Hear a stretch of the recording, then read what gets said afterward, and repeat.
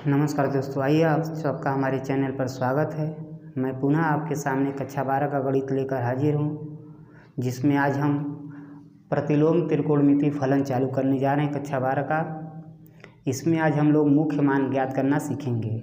मुख्य मान ज्ञात करने के लिए आपको एक सूत्र याद रखना है, सभी त्रिकोणमितियों का परिसर। तो सभी त्रिकोणमितियों का परिसर हम यहाँ पे लिख देते हैं, आप उसको कंठस्थ कर लीजिए और सभी सवाल को आसानी से कर सकते हैं। चलिए तो देखते हैं सभी का मुख्य मान परिसर के लिए साइन इनवर्स या cos inverse, cosec inverse, sec inverse, tan inverse, cot inverse, इन सब का परिसर हम लोग ज्ञात कर लेते हैं। प्रांत पहले ज्ञात कर लीजिए। प्रांत मतलब कहाँ से कहाँ तक इसकी वैल्यू प्राप्त होती है। तो साइन की वैल्यू होती है 1 से लेके -1 से लेके 1 तक होती है, और कास की भी -1 से 1 तक होती है।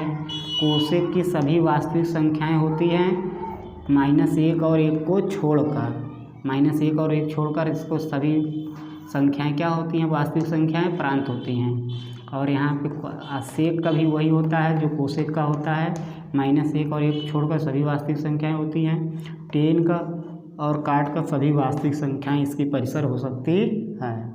इसमें आइए परिसर ज्ञात करिए। परिसर देख लीजिए। तो साइन का जो परिसर होता है -π/2 से π/2 के बीच में तक होती है, कुछ भी हो सकती है। 0 से इसकी होती है 0 से पाई तक कुछ भी हो सकता है। इसकी होती है -π/2 से π/2 के बीच में कुछ भी हो सकती है, 0 को छोड़कर।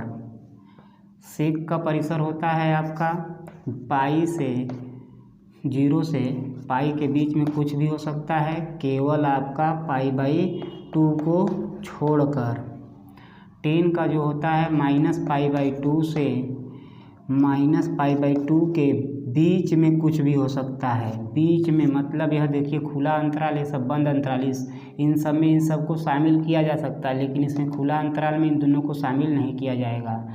काट का आता है 0 से पाई, यह भी बंद अंतराल नहीं है, खुला अंतराल है। खुला अंतराल का मतलब जो कुछ वैल्यू लिखा उसके बीच वाली अंक लेना होता है, और बंद अंतराल का मतलब होता है जो चीज़ लिखा उसको लेकर कुछ भी हो सकता है उसके बीच में। ठीक है, ये परिसर आपको याद कर लेना है, इसी परिसर को आपको ध्यान से रखकर हल करना है। चलिए आगे आते हैं। एक चीज़ और ध्यान लीजिए, sine inverse x, cosec inverse x और टेन इनवर्स x। अगर यह तीनों वैल्यू दी हुई हैं और ये तीनों वैल्यू की जो आपका इन्वर्स का मान दिया है, अगर x का मान प्लस में है तो पहला चतुर्थांश का प्रयोग करेंगे, अगर x का मान माइनस में है तो चौथा चतुर्थांश में इसके मान का प्रयोग करेंगे। और cos inverse x, sec inverse x और काट इन्वर्स x अगर दिया हुआ है और इसमें x की वैल्यू प्लस में है तो प्रथम चतुर्थांश, और माइनस में x की वैल्यू है तो आपको सेकेंड चतुर्थांश का उपयोग करना है। आप फिर से एक ध्यान दिया, साइन इनवर्स x प्लस में है तो पहला चतुर्थांश उसका मान खोजेंगे। कोसेक इनवर्स दिया है प्लस में है तो पहला चतुर्थांश में, टेन इनवर्स प्लस में है तो पहला चतुर्थांश में मान देखेंगे। अगर यह तीनों माइनस में है तो चौथा चतुर्थांश में मान देखेंगे। और कास, सेक और काट अगर प्लस में है तो पहला चतुर्थांश में देखेंगे, अगर माइनस में है तो दूसरा चतुर्थांश में देखेंगे। आप तीसरा चतुर्थांश का उपयोग किसी के लिए नहीं करेंगे, किसी को भी तीसरा चतुर्थांश में मान नहीं देखेंगे। चलिए आप इसको देख लिए, अब हम सवाल करते हैं। यहाँ पर मिटा देते हैं, एक दो सवाल लेकर दिखाते हैं आपको। इसको आप मिटा देते हैं। जैसे आपको हम लेते हैं कास इनवर्स x, कास इनवर्स x की जगह 1/2 हमने लिया। कास इनवर्स 1/2 का मुख्य मान ज्ञात कीजिए। मुख्य मान ज्ञात करें। तो आप क्या करेंगे, यहाँ से लिखेंगे cos इनवर्स की मुख्य मान का परिसर इसका लिख लेंगे, कितना होता है 0 से पाई तक होता है। अब यहाँ पे इसको परिसर याद कर लिए। फिर अब यहाँ पे अब सवाल लिखेंगे आप cos इनवर्स 1/2 के बराबर आप मान लेंगे थीटा, और cos इनवर्स इधर आके cos थीटा हो जाएगा। क्या हो जाएगा, cos थीटा, और इधर आपका बचेगा 1/2। अब cos थीटा में देखेंगे यह कितने का मान है, कितने का मान है तो आप जानते हैं cos 1/2 में मान कितने का, cos 60 अंश का मान है। 60 अंश का मतलब π/3 का मान है। यहाँ से इसको cos से हट के कितना आ जाएगा, π/3। अब यह जो π/3 है इसको देखेंगे इसमें शामिल है कि नहीं, तो 0 और पाई के बीच में ही π/3 है, यानी π/3 बिलोंग 0 पाई के बीच में क्या है, शामिल है। अतः इसका मुख्य मान क्या हो जाएगा, मुख्य मान हो जाएगा π/3। इस तरीके से आप किसी का मुख्य मान निकालेंगे। तो थोड़ा आप जगह बना लेते हैं, आपको समझ गए हैं, इसको मिटा देते हैं। आपको याद हो गया, आप कॉपी में नोट कर लिए होंगे, नोट करके आप हम बता रहे हैं सवाल, उसको ध्यान से मिलाते हुए देखिए कैसे किया जाता है। अगला सवाल हम लेते हैं, cos इनवर्स करड़ी में 3/2 का मुख्य मान ज्ञात करें। मुख्य मान ज्ञात करें। अब मुख्य मान ज्ञात करने के लिए हमको पहले इसका परिसर ज्ञात लिखना पड़ेगा। तो लिखेंगे cos इनवर्स के मुख्य मान का परिसर कितना होता है, 0 से पाई होता है। चलिए इसको अब लिखेंगे, cos इनवर्स करड़ी में 3/2 बराबर थीटा मान लेंगे। आप cos जिसका निकालना है उसका क्या करेंगे, मुख्य परिसर का मान ज्ञात कर लेंगे, फिर उसके बाद जो चीज़ दिया उसके बराबर थीटा मान लेंगे। अब cos थीटा इधर आके cos इनवर्स में बदल जाए, cos इनवर्स cos थीटा में बदल जाएगा, और यहाँ से करड़ी में 3/2 बच जाएगा। करड़ी में 3/2 देखेंगे cos में कितने का मान है, तो cos में आपका मान है कितने का, cos 30 अंश का मान है। तो cos 30 अंश को पाई के रूप में लिखेंगे, π/6। यहाँ से इसको हटाएंगे तो π/6 आ जाएगा थीटा का मान। अब यह जो मान है π/6 0 और पाई के बीच में है, अर्थात यहाँ पे ऐसे दिखा सकते हो, बिलोंग 0 से पाई के बीच में शामिल है। बिलोंग का मतलब यह इसमें शामिल है। तो इसका मुख्य मान कितना हो जाएगा, मुख्य मान π/6 हो जाएगा। क्या हो जाएगा, π/6। यहाँ से इसका मान क्या हो गया, π/6 हो जाएगा। इसी तरह से आगे लेते हैं, एक सवाल और दिखाते हैं आपको, ध्यान से देखते जाइए, कोई दिक्कत नहीं है।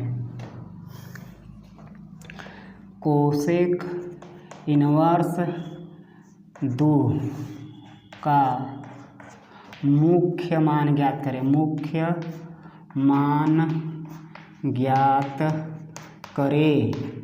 तो अब लिखेंगे कोसेक का मुख्य मान का परिसर लिखेंगे। तो कोसेक इनवर्स का मुख्य मान का परिसर कितना होता है, आपको बताया गया है, -π/2 से π/2 0 को छोड़कर। ठीक, तो अब इसके बाद यहाँ परिसर आपने लिखा, उसके बाद यह उसको उठाएंगे और उसके बराबर थीटा मान लेंगे।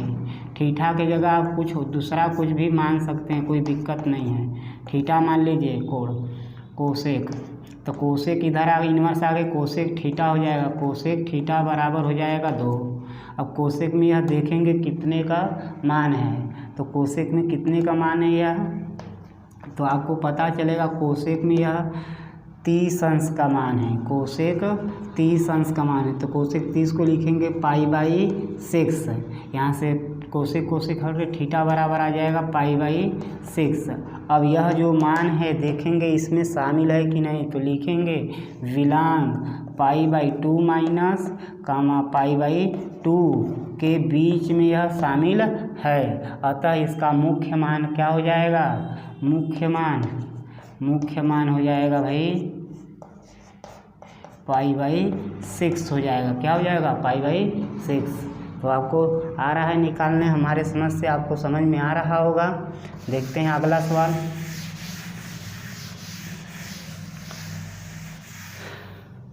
अगला सवाल लेते हैं। टेन इनवर्स करड़ी में 3 माइनस लिए हमने, फिर लिखेंगे टेन इनवर्स का मुख्य मान का परिसर। इसका परिसर कहाँ से कहाँ तक होता है आपका, इसका परिसर होता है -π/2 और π/2 के बीच में होता है। क्या होता है, बीच में खुला अंतराल है, ध्यान से देखिएगा, इनके बीच में कुछ होता है। तो आप इसके बराबर जो सवाल दिया उसको लिखेंगे और उसके बराबर मान लेंगे आप थीटा मान लिए। टेन इनवर्स इधर आके क्या हो जाएगा, टेन थीटा में परिवर्तित हो जाएगा और इधर बच जाएगा करड़ी में 3 माइनस में। अब टेन में कितने का मान है यह देखेंगे, टेन में कितने का मान है, तो यह टेन में तुम्हारा होता है आपका 10 60 अंश का मान। 10 60 को बोलते हैं π/3, माइनस है तो माइनस लिखेंगे। अब यह वैल्यू देखिए कितना आ जाएगा, 10 माइनस π/3 आ गया। अब इसको देखेंगे इसके अंदर शामिल है कि नहीं, तो देख रहे हैं π/2 माइनस और π/2 के बीच में ही यह वैल्यू है, अर्थात यहाँ पे हम लिखेंगे -π/2 बिलोंग -π/2 और π/2 के बीच में शामिल है। अतः इसका मुख्य मान हो जाएगा, मुख्य मान कितना हो जाएगा आपका, -π/3 हो जाएगा। ठीक है, आगे लेते हैं सवाल हम, आप ध्यान से देखते जाइए, मुख्य मान निकालना सीख लेंगे। अगला सवाल हम लेते हैं, कास इनवर्स -1/2 का मुख्य मान ज्ञात कीजिए। तो कास इनवर्स का मुख्य परिसर देखिए कहाँ से कहाँ तक होता है, 0 से पाई के बीच में होता है इसका परिसर। ठीक, अब इसको मानेंगे लेके कास इनवर्स -1/2 बराबर थीटा मान लेंगे। तो यह कास इनवर्स इधर आके थीटा से काश थीटा बन जाएगा मिलकर, और यहाँ बच जाएगा -1/2। -1/2 देखेंगे कितने का मान है, काश थीटा। चूँकि यह माइनस में है, काश थीटा माइनस में रहता है, तो हम कहे थे किस में देखा जाता है, द्वितीय चतुर्थांश में। द्वितीय चतुर्थांश में इसका मान निकालेंगे तो द्वितीय चतुर्थांश में इसका मान आ जाएगा 2π/3 आ जाएगा, और यहाँ से इसको तुलना करेंगे तो थीटा बराबर आ जाएगा 2π/3। अब इसको देखेंगे यह इसके बीच में शामिल है कि नहीं, तो देख रहे हैं कि 2π/3 पाई और 0 के बीच में ही है, इसलिए इसका मुख्य मान क्या हो जाएगा, 2π/3 हो जाएगा। यह वैल्यू 0 और पाई के बीच में शामिल है, जो कि तुम्हारा कास इनवर्स का क्या है, परिसर है। तो इसका मुख्य मान आ जाएगा, मुख्य मान 2π/3। ठीक, नेक्स्ट सवाल लेते हैं हम, माइनस में आपने देख लिया। अगला सवाल लेते हैं हम, टेन इनवर्स -1 ले लिए। तो टेन का आप लिखिए पहले मुख्य मान का परिसर। टेन का मुख्य मान का परिसर कितना होता है, -π/2 और π/2 के बीच में बार बार बोलना है, जिसमें बीच में जिसको लेकर कहेंगे उसको ध्यान देना है, खुला अंतराल है, इसको छोड़कर इनके बीच में होना चाहिए। ठीक है, तो आइए इसके बाद फिर मानते हैं क्या, टेन इनवर्स -1 बराबर थीटा मान लेंगे। टेन इनवर्स इधर आके क्या हो जाएगा, टेन थीटा हो जाएगा, टेन थीटा बराबर में -1 बच जाएगा। अब टेन थीटा में देखेंगे कितने का मान है यह, तो टेन थीटा में यह कितने का मान है आपका, टेन 45 डिग्री का है। माइनस है तो माइनस के रूप में लिखेंगे, ठीक है, माइनस है तो माइनस के रूप में लिखेंगे। अब यहाँ से इसका दोनों का हटाएंगे थीटा का मान, तो -π/4 होगा, क्या होगा, -π/4। अब देखिए -π/4 क्या है, π/2 और -π/2 और π/2 के बीच में है कि नहीं, तो देखेंगे तो आपका यह मान इसी के बीच में है, इसलिए इसका मुख्य मान क्या हो जाएगा, π/4 हो जाएगा माइनस में। तो यहाँ पे तुलना करके दिखा देंगे, -π/2 π/2 के बीच में है, शामिल है, इसलिए मुख्य मान क्या हो जाएगा आपका, -π/4। यह वाला जो वैल्यू आ रही है, अगर यह इसमें शामिल नहीं रहेगा तो इसको चतुर्थांश में चेंज करेंगे। हमने बताया था किसमें किसमें देखना है आपको, ठीक है। आगे लेते हैं, विचार कर देते हैं। अब धीरे धीरे आपको याद हो गए होंगे मुख्य मान सभी के। आगे हमारे पास आ जाता है सेक इनवर्स 2/3। अब सेक का मान निकाल लेंगे, सेक इनवर्स का मुख्य परिसर, सेक इनवर्स के मुख्य मान का परिसर कहाँ से कहाँ तक आपका होता है, 0 से पाई, 0 से पाई, किसको छोड़कर, π/2 को छोड़कर कुछ भी हो सकता है, ठीक। इसको दोनों को लेकर, इसको छोड़कर, इनके बीच में कुछ भी इसके साथ में आपको सेक इनवर्स 2/3 बराबर थीटा मान लेंगे। इसको इधर ले जाएंगे तो क्या हो जाएगा, सेक थीटा हो जाएगा, क्या हो जाएगा, सेक थीटा बराबर 2/3। अब देखेंगे सेक में कितने का मान है, 2/3, तो आप पाएंगे कि यह 60 अंश का मान है सेक में। तो यहाँ से लिखेंगे इसको सेक 60 अंश, सेक 60 अंश, 60 अंश को पाई के रूप में बदलेंगे, π/3। यहाँ से इसको सेक हट के थीटा बराबर आ जाएगा π/3। अब यह वैल्यू देखेंगे कि इसके परिसर के अंदर आ रहा है कि नहीं, तो देख रहे हैं कि π/3 0 और पाई के बीच में है, तो यह पाई और पाई के बीच में है, इसलिए इसमें यह शामिल है। और इसका मुख्य मान हो जाएगा, मुख्य मान π/3 हो जाएगा, ठीक है। इस तरीके से आपने सभी मानों को निकालना सीख लिए, मुख्य मान। और एक आध दो को दिखा देते हैं आपको, ले करके हम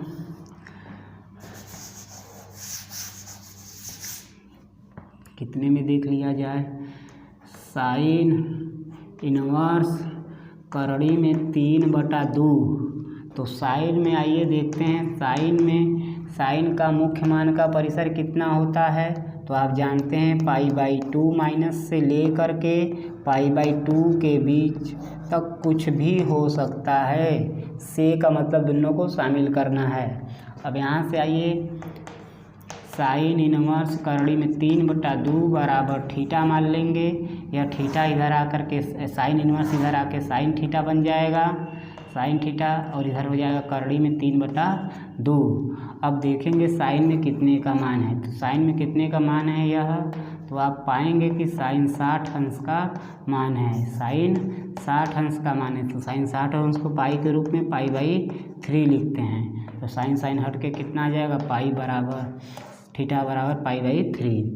अब चेक करिए तो इसके बीच में है कि नहीं, तो देख रहे हैं कि यह इनके बीच में ही शामिल है। इनमें से एक हो सकता है या इनके बीच में हो सकता है, तो बीच में नहीं है, बीच में ही है, शामिल है, बिलोंग इतना। तो मुख्य मान कितना हो जाएगा, मुख्य मान π/3 हो जाएगा। तो इस तरीके से हम आज मुख्य मान आपको निकालना सिखा दिए। अगले वीडियो में आएंगे, कुछ सूत्र पर आधारित त्रिकोणमितीय फलनों को हम लोग हल करेंगे। अगर वीडियो अच्छा लगे, आपको फ़ायदेमंद है तो इसे वीडियो को शेयर करें, हमारे चैनल को सब्सक्राइब करें। राम राम।